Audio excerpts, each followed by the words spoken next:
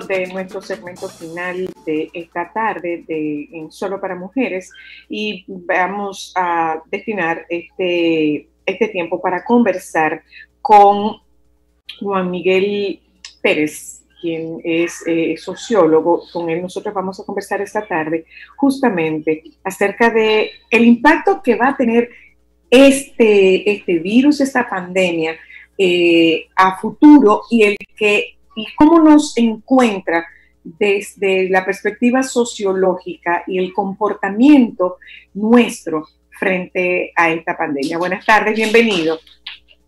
Que tengan ustedes. Muy bien, gracias a Dios. Cuéntanos de ti. Bueno, viviendo como todos este excepcional periodo, diría que inédito no solamente para República Dominicana, sino para el mundo. Es un momento histórico de ruptura con un mundo que por mucho tiempo fue 1000 veces denunciado, pero no necesariamente atendido por la clase gobernante del mundo en términos de las desigualdades. Porque lo importante aquí no es tanto, al igual que siempre hacemos en sociología, lo interesante no es tanto el problema que llega, sino cómo se reacciona a ese problema. Y República Dominicana hoy reacciona en sus instituciones y en la gente misma de una manera de sorpresa, pero una sorpresa que fue dilatadamente preparada, esa falta de preparación, si me permiten utilizar la contradicción, ante pandemia de este tipo, porque nadie se la esperaba. Ahora, lo que sí nosotros sabíamos era que teníamos un sistema sanitario extraordinariamente deficiente. Lo que sí sabíamos era que teníamos más del 50% de la población dominicana que tiene que salir todos los días a la calle para poder comer del día. Sabíamos muy bien que teníamos condiciones extraordinariamente deficitarias en términos del crédito público de las instituciones, producto de ese maltrato histórico que ha sufrido la gente y las 1001 decepciones que han tenido que vivir, de promesas no cumplidas, o parcialmente cumplidas para un grupito, y hoy eso es lo que tenemos en las calles, ¿no? Condiciones extraordinariamente difíciles para aguantar lo que en otros países, aún sea de manera difícil, van a aguantar más que nosotros, que es el confinamiento, porque la gente tiene la necesidad para vivir, para comer, de salir a la calle. Y eso, en nuestro caso, es extraordinariamente difícil porque además hay un sistema político con poca credibilidad ante la gente. Y eso hace que solamente estemos contando una cuenta regresiva que puede ser explosiva en este país debido a las condiciones socioeconómicas y morales de la vida pública en esta nación. Pero que es un costo que nosotros hemos venido acumulando, como tú bien relatas. Es un costo acumulado de muchos años. Entonces esto nos encuentra en esta condición de descreimiento, entre otras cosas.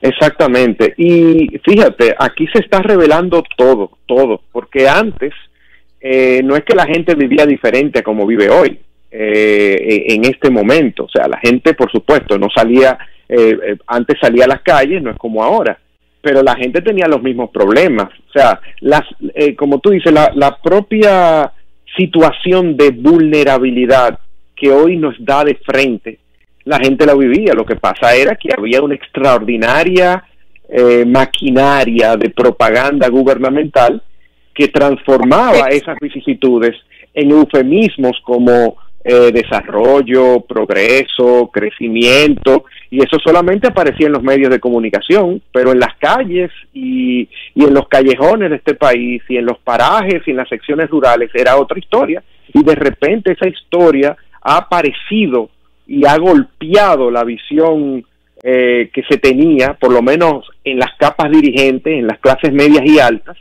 y ha revelado varias cosas. Por ejemplo, que este país todavía es muy poco conocido por las clases gobernantes, O sea, aquí se le quiere exigir a la gente lo que no se le dio por décadas, ¿no? Para poder reaccionar como ahora las instituciones esperan que la gente reaccione, ¿no? Cuando tú tienes gente, por ejemplo, en las calles, que trasciende la hora del toque de queda y aún están en sus casas, eso tiene una explicación doble. Primero, el hacinamiento. Iba por ahí. La lectura de este desafío. Sí, mira, varias cosas. La primera es el hacinamiento. O sea, las casas promedio de este país son casas muy pequeñas para el número de habitantes que en ella vive, ¿no? Son casas que tienen muchas veces el techo de zinc, donde no necesariamente llega la energía eléctrica de manera permanente, donde el hacinamiento hasta para hacer necesidades tiene que hacerse fuera, donde no tienen agua potable de manera constante cuando tienen acceso a ella, ¿no? Que en la mayoría de los casos no es así, ¿no? Tú tienes una cantidad extraordinaria en la infraestructura física de las viviendas que hace que la gente vive en la calle, ¿no? En segundo lugar, la sociabilidad también es una de las estrategias de los humildes para poder sobrevivir. Cuando tú compartes, aún sean las angustias, al igual que la comida, la cosa se ve diferente. Y por eso la gente sale a la calle a poder conversar con el otro, ¿no? Pero también nosotros tenemos un problema extraordinario de que al final la gente que nos gobierna conoce poco de esas situaciones y nos quiere exigir muchas veces preñado de buenas intenciones lo que no necesariamente vive el resto de los dominicanos, que no son ellos. Entonces, tenemos una situación muy crítica que usualmente las autoridades responden con represión, y no puede ser así. Tú no puedes decretar un cambio de cultura de un día para otro, sencillamente con una ley, ¿no? Porque la gente necesariamente lo va a seguir haciendo, y sobre todo que va a coger mal ese tipo de actitudes cuando son esas actitudes vividas en la intimidad, porque lamentablemente tenemos medios de comunicación que también juzgan a los humildes de este país y lo juzgan mal, diciendo, pero ¿qué están haciendo?, etcétera. Mira, aquí, ¿por qué, por ejemplo, cuando la gente, y creo que lo hemos hablado en otras ocasiones, cuando la gente los muchachos jóvenes tienen que despedir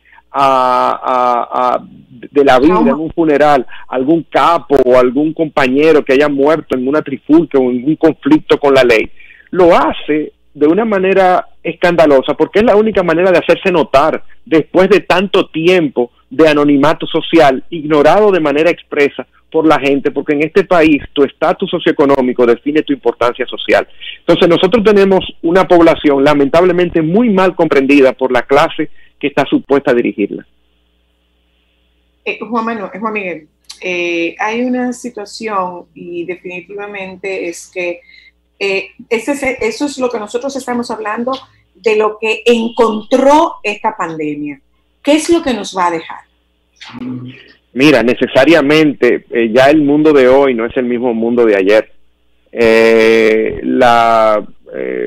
Vamos a ver, o sea, es difícil pronosticar, pero ya la sensación es diferente. Igual que la suspensión de las elecciones fue una especie de violación al cuerpo político y social de la nación, y ya desde ese momento la participación de la gente en la política no iba a ser la misma que antes de ese 16 de febrero.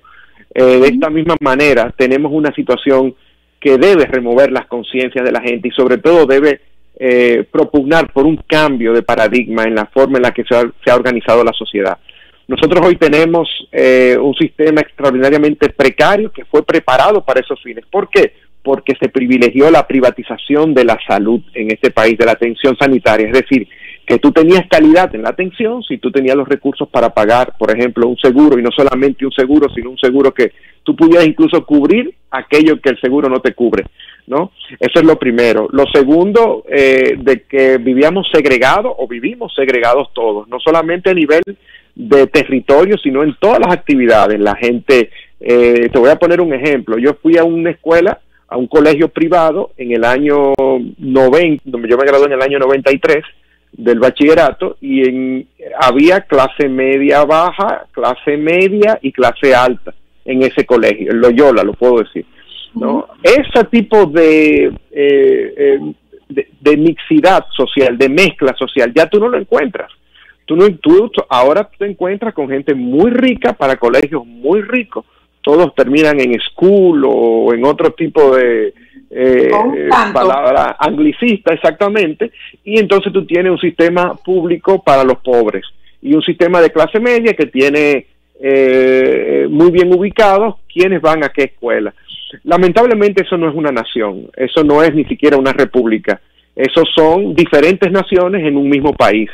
Todo eso ahora con esta pandemia ha sido reducida a una condición universal y los ricos, las clases dominantes de este país van a tener que comprender que vivimos en un mismo territorio y que no importa el número de guardianes de seguridad que tú pongas en la casa, necesariamente las calamidades sociales de los pobres van a venir de alguna manera u otra y te van a llegar a tu casa, ¿no? Entonces, nadie se iba a imaginar que iba a ser un problema sanitario mundial, una pandemia, que iba a revelar, a destapar esta extraordinaria distracción o esta extraordinaria concepción errónea de lo que era el mundo y de lo que era la humanidad en su convivencia. De repente hay una cosa, Juan Miguel, y es que nosotros nos quedamos entre los dos extremos sociales. Sin embargo, ahí estás tú, ahí estoy yo. ¿Qué va a pasar con nosotros, esa clase media? Mira, lo primero es que viene sencillamente una situación económica extraordinariamente difícil, muy difícil. Y eso va a agrietar los cimientos de la base social. Es decir, nosotros tenemos que prepararnos porque la violencia con la que ya salíamos todos de alguna manera u otra, con el cuchillo en la boca, de una manera en unos más simbólica que en otros más literal, lo del cuchillo en la boca, eso va a recrudecerse, porque van a escasear todo, el dinero va a tener más costo, que es lo que a partir de lo cual tú consigues tu obtención de vida, ¿no? Y todo eso va a encarecerse. Entonces aquí va a haber una situación muy difícil, y lo peor de todo eso, Zoila, es que lamentablemente quienes nos escuchan no tenemos una base moral que pueda sustentar éticamente en cada ciudadano una cultura cívica pacífica mediante la cual recomponernos. Mira, en los años posteriores a la Segunda Guerra Mundial, el mundo europeo estaba devastado. Había hambre, había miseria, había poca esperanza. Sin embargo, se organizó un Estado-Providencia que fue el encargado de administrar los pocos recursos que se tenían para que pudiese ser redistribuido de manera equitativa entre todos y lograr una paz social. Y eso logró incluso el crecimiento económico más importante que ha tenido Europa en los últimos 2 siglos, lo que llamaban los 30 años gloriosos de crecimiento económico y de redistribución de riqueza. Pero ¿qué pasó? Había toda una cultura que era proclive a que se entendieran eso, no solamente de las clases altas, sino también de las clases representadas o dirigidas. Lamentablemente nosotros hoy tenemos, reitero, una pandemia que nos encuentra con una profunda crisis a nivel socioeconómico y una profunda crisis de legitimidad de nuestras instituciones, que por mucho tiempo le dieron la espalda a la gente y que hoy su palabra está entredicha por la gente y con razón. Una cosa, Juan Miguel, esto nos tomó desprevenidos, pero ¿cómo nosotros podemos hacer, si es posible, algún nivel de ajuste para lo que está por delante? Porque lo que viene más adelante sí que no nos va a tomar desprevenidos. Bueno, mira, yo creo que precisamente exigiéndole a las instituciones que han sido responsables de este desastre, no me refiero a la pandemia, sino al estado con el que nos encontramos en la pandemia, el estado socioeconómico y político, que ellos puedan a su vez ser lo suficientemente responsables y puedan dar la cara. Me estoy refiriendo, por ejemplo, a la necesaria reforma del sistema impositivo en este país. Es decir, si no hay fondos, y no va a haber fondos no aquí, sino en el mundo, vamos a tener que redistribuirnos la carga. No puede ser que la gente humilde, con un sistema impositivo regresivo, es decir, donde los de abajo paguen más que los de arriba de manera proporcional a su presupuesto, porque viven pagando a nivel, por ejemplo, de la canasta básica. De consumo. Exacto, de consumo, que es prácticamente todo lo que tiene su frontera presupuestaria, como llaman, pues eso tenga que cambiar. Y que hoy las empresas y sus ganancias puedan contribuir con el fisco de una manera más adecuada. Está el tema de la corrupción, es decir, nosotros no podemos ya tener los niveles de impunidad que teníamos antes, porque los recursos de vida van a ser mucho más precarios y escasos y tenemos que hacer un uso óptimo de ellos. Igualmente, en la opulencia, vamos a tener que adelgazar nuestras formas de representarnos ante el mundo. Hay que si las revistas, que si las jipetas, todas esas cosas mediante las cuales la gente enseñaba sus riquezas. Nuevamente, como en la colonia, mira, si tú te vas a la zona colonial, tú descubres grandes fachadas, grandes paredes con muy pocas ventanas en lo que eran las casas coloniales. ¿Por qué? Porque la ostentación de riqueza era mal vista. Tú podías tener riqueza y tú la vivías hacia adentro, no para apabullar a quien estaba afuera. Entonces, hoy, lamentablemente, yo creo que también ese es uno de los puntos álgidos en lo que va a tener que cambiar la moral pública de la gente en relación a su riqueza. La riqueza tendrá que ser renombrada, resignificada y transformada en acciones, no en la tenencia de bienes, para enrostrarle al otro que tú no eres. Gracias, Juan Miguel, muchísimas gracias.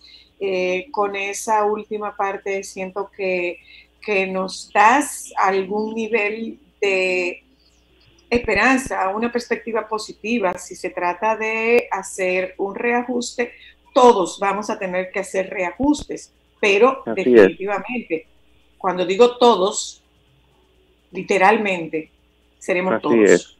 Así es, porque mira, Zoila, lo único que te quería decir, aquí se le paga mucho, por ejemplo, a sectores de producción, como por ejemplo entretenimiento, en lugar de pagarle a la educación, a la investigación, a sectores productivos realmente que salvaguardan la vida. O sea, aquí va a haber una depuración entre lo que es accesorio y lo que es fundamental en la vida. Y yo creo que ese sería una de las grandes contribuciones que tendría esta época a partir de este desastre. Un abrazo, muchísimas gracias. Igualmente, muchas gracias. Gracias a ustedes que nos han acompañado en la tarde de hoy. El decreto 142-20, el presidente Danilo Medina extiende toque de queda por 15 días a partir del viernes 3 de abril de 5 de la tarde a 6 de la mañana. Exhorta a observar las medidas de distanciamiento social y limitar salidas del hogar a diligencias estrictamente necesarias. Nos juntamos con ustedes mañana. Gracias a todos ustedes por habernos acompañado. Este es el momento en que nosotros pedimos que por favor acompañen a nuestros compañeros del Sol de la Tarde, que ya están listos para ser la compañía de ustedes en lo que resta de la tarde. Hasta mañana.